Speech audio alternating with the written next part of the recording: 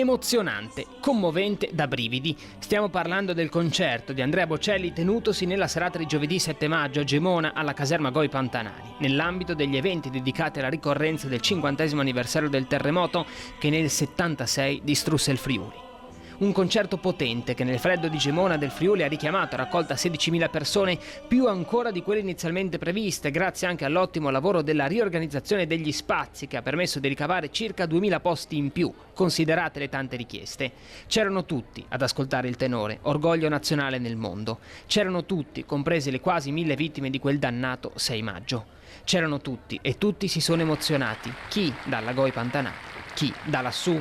La pioggia del pomeriggio aveva fatto temere anche il peggio, ma poi l'acquazzone è passato, lasciando spazio ad un cielo più sereno che si è incorniciato, incastonato fra le montagne in una location fiabesca.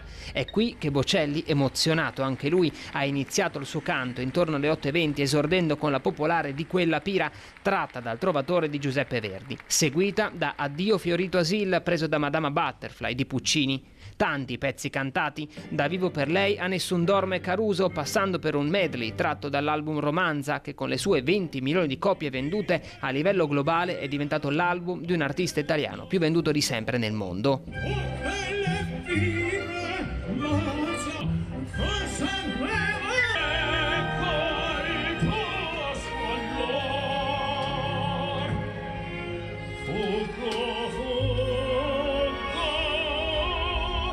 Non solo Bocelli però, sul palco infatti sono saliti anche i solisti, Miriam Battistelli, Cécile, Dan Murphy, Andrea Griminelli, accompagnati dall'orchestra diretta da Marcello Rota.